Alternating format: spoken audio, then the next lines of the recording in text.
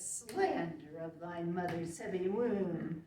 Thou loathed if she was thy father's wife. Thou rag of honor, thou detested Richard.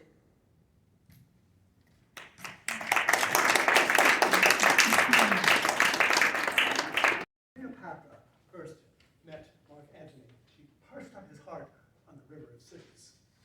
The barge she sat in, like a burnished throne, burned on the water. The poop was beaten gold, purple the sails, and so perfumed that the winds were lovesick with them. The oars were silver, and to the tune of flutes kept stroke, and made the waters which they beat to follow faster, as amorous of those strokes. For her own person, it beggared all description. She did lie in her pavilion, cloth of gold, of tissue, and on each side her stood pretty dimpled boys, like smiling cupids, with diverse colored fans, whose wind did seem to glow those delicate cheeks, which they did cool, and what they undid did. Her gentlewomen, like the Nereides, so many mermaids, tended her in the eyes, and bended in their bendings. And at the helm, a seeming mermaid steers.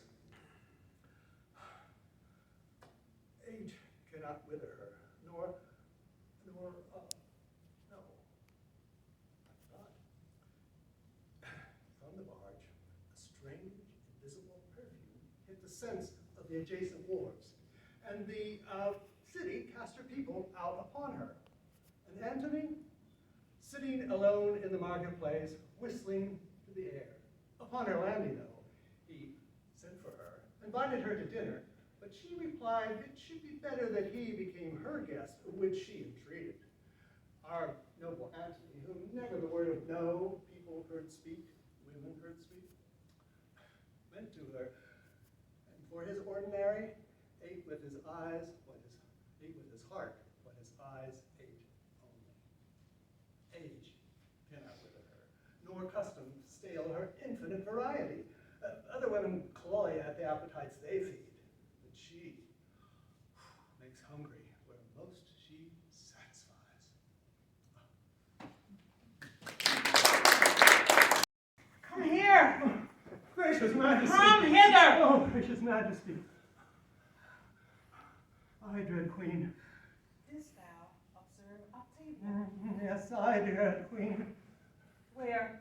In Rome, I looked her in the face, and I saw her leg between her brother and Mark Antony. Is she as tall as me? She is not, madam. Didst thou hear her speak? Is she shrill-tongued or low? I heard her speak, and she is low-voiced. This is not good. He cannot like her long. I think she is dull of tongue and dwarfish. Is there majesty in her gait? Remember, if thou hast ever looked upon majesty. Oh, she creeps. Her motion and her station are as one. She shows a breather than a life, a statue than a breather. Mm-hmm. Is it certain? Oh, I have no observance. Guess at her years, I prithee. She is a widow, madam. A widow? Hark. And I guess she is 30? Bearest thou her face in mind? Is it long or is it round? Round, to faultiness. They too are silly that art so. Her hair, what color? Brown, and her forehead just as low as she would wish it. Oof. There is gold for thee. Thou must not take my former shortness ill. I will employ thee again. I find thee boastful for business. Now go! Make thee ready!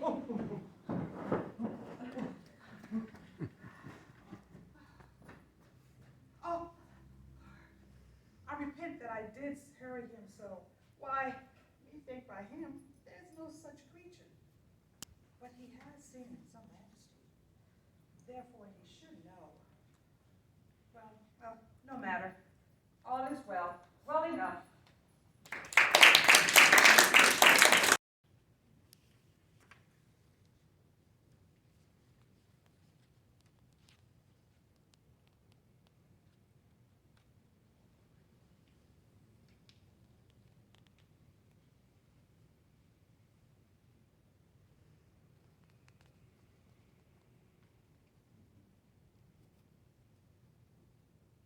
Oh, pardon me, the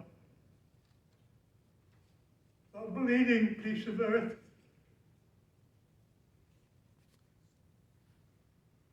I am meek and gentle with these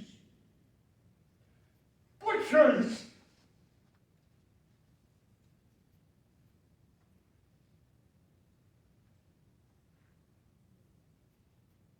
Thou art the noblest man that ever lived in the tide of time.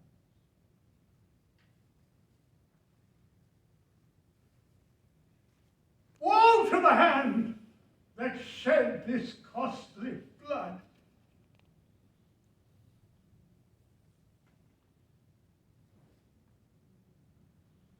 Over thy wounds now do I prophesy.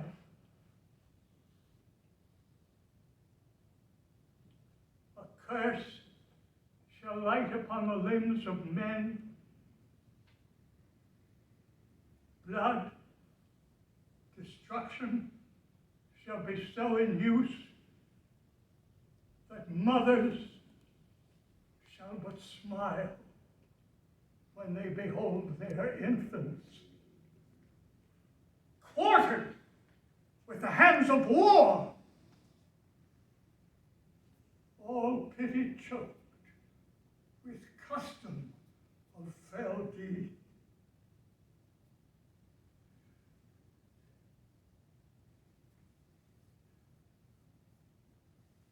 Caesar's spirit, ranging for revenge with 80 by his side, come hot from hell,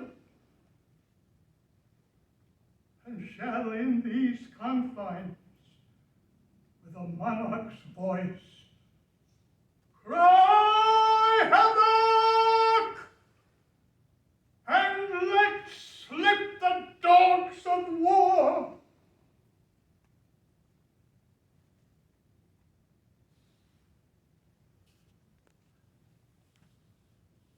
Now, mischief, thou art afoot. Take thou what course thou wilt.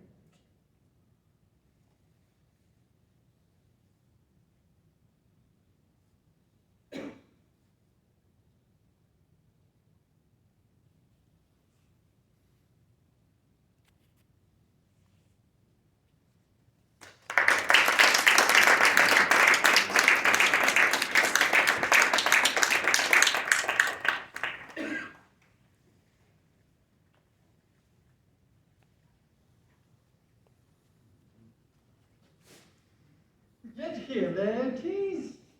Aboard for shame. The wind sits in the shoulder of your sail, and you are stayed for. There.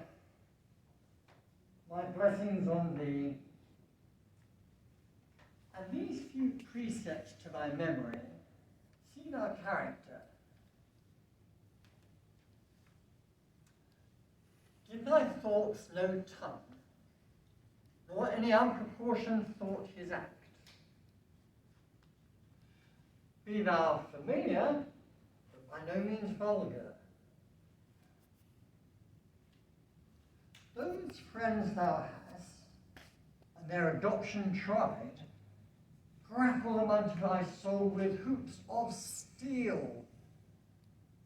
But do not dull thy palm with entertainment of every new-fledged, half-hatched comrade. Give each man thine ear, but few thy voice.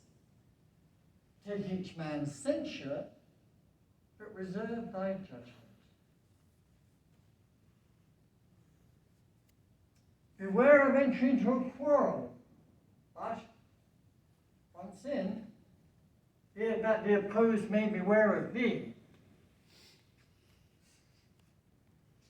Costly thy habit as thy purse can buy, but not expressed in fancy, rich, but not gaudy, for the apparel oft proclaims the man. And there are those in France of the highest rank and station who are the most generous chiefly. Neither a borrower nor a lender be. For loan oft loses both itself and friend,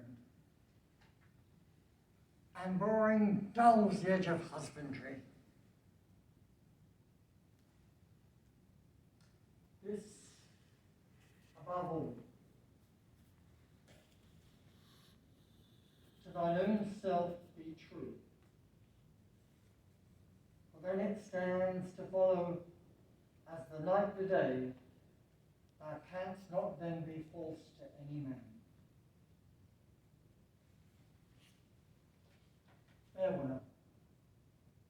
My blessing seasons this.